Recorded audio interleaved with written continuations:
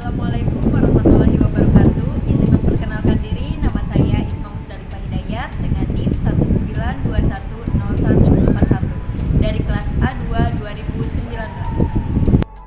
Assalamualaikum warahmatullahi wabarakatuh. Perkenalkan, nama saya Febriana Dindu dengan NIM 1921009. Saya dari kelas A2 2019. Assalamualaikum warahmatullahi wabarakatuh.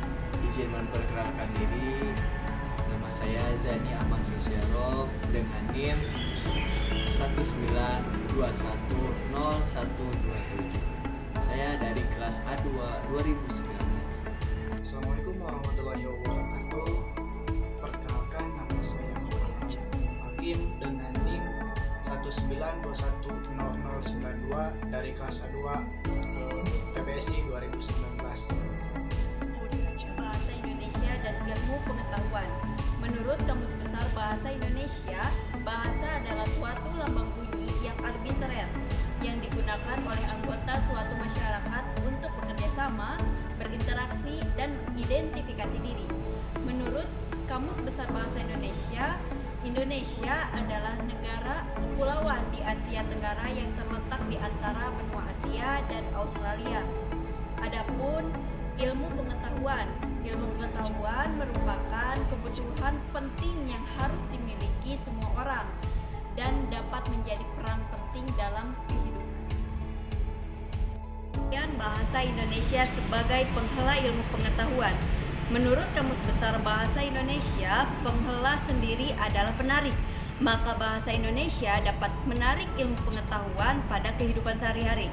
Bukan hanya sebagai penarik saja, melainkan juga dapat membuat ilmu pengetahuan tersebut berkembang.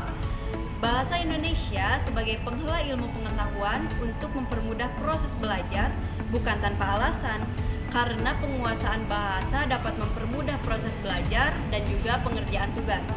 Adapun maksud lainnya, yang pertama, ada sebagai bahasa pengantar ilmu pengetahuan.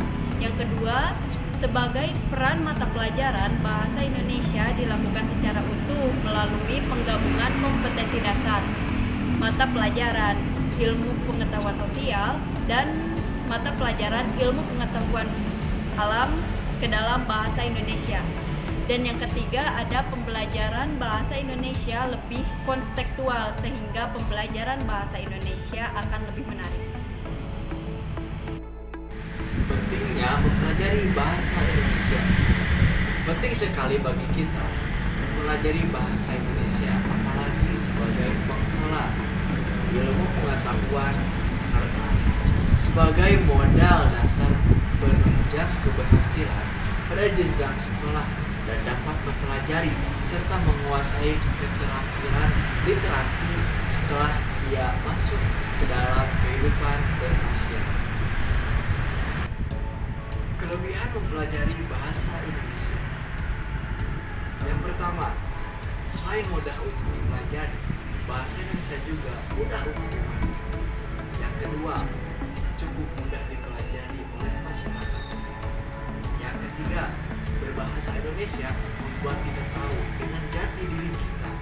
Yang keempat, sarana pengembangan penalaran dan sarana pemahaman beragam budaya Indonesia. Yang kelima, dapat menggunakan bahasa sesuai wadahnya atau dengan siapa kita bicara. Terus yang keenam, dapat mengetahui berbagai jenis agama bangsa. Yang ketujuh, sarana penyebar luasan pemakaian bahasa Indonesia yang baik untuk berbagai keperluan menyangkut berbagai bahasa. Dan yang kedelapan, sebagai peningkatan pengetahuan dan keterampilan dalam rangka pelestarian dan pengembangan budaya, baik dan mengembangkan ilmu pengetahuan, teknologi, dan sebagainya. Ini saya akan menjelaskan mengenai kelemahan ketika kita tidak mempelajari bahasa Indonesia. Yang pertama, bahasa yang cukup sulit dipelajari orang asing. Yang kedua, sulit untuk dipromosikan sebagai salah satu bahasa internasional karena kita masih tertinggal dalam beberapa bidang seperti teknologi dan ekonomi. Yang mana dua hal tersebut merupakan salah satu kriteria yang digunakan berperan dalam menilai kelayakan suatu bahasa yang digunakan suatu bahasa internasional. Yang ketiga, adanya ungkapan-ungkapan yang sering digunakan dalam bahasa Indonesia sehingga kita harus memahami apa arti dari ungkapan tersebut, seperti tangan kanan sama dengan orang kepercayaan. Yang keempat, penggunaan bahasa Indonesia yang baku membuat pemikiran seseorang terhadap kita menjadi kaku. Dan yang terakhir adalah banyaknya aturan-aturan dalam bahasa Indonesia yang baik dan benar, baik dalam berbicara maupun penilaian. Ya, di sini saya akan menjelaskan mengenai faktor-faktor yang menimbulkan isu global. Nah, faktor-faktor apa saja? Yaitu yang pertama, generasi pada saat ini kebanyakan berkomunikasi tidak menggunakan kaidah-kaidah kebahasaan yang baik dan benar. Yang kedua, menciptakan bahasa-bahasa yang baru tidak ada di dalam kamus besar bahasa Indonesia seperti bahasa gaul contohnya. Yang ketiga, generasi saat ini lebih mencintai menggunakan serta mempertahankan bahasa asing seperti bahasa di kehidupan sehari-hari. Yang keempat, bahasa Indonesia bukan lagi sebagai acuan bahasa pemersatu bangsa. Yang kelima, bahasa Indonesia yang kurang pantas diucapkan seperti bahasa kasar yang dapat menimbulkan konflik di kalangan remaja. Yang keenam, penggabungan bahasa asing dan bahasa Indonesia. Dan yang terakhir adalah pembuatan kata-kata singkatan yang kian lama kian semaunya. Baik, terima kasih teman-teman yang sudah menjelaskan materi dari awal sampai akhir. Sekarang saya akan menjelaskan kesimpulan dari materi yang telah disampaikan oleh teman-teman saya. Dapat ditarik kesimpulan bahwa bahasa Indonesia sebagai penghala ilmu pengetahuan itu sangat penting.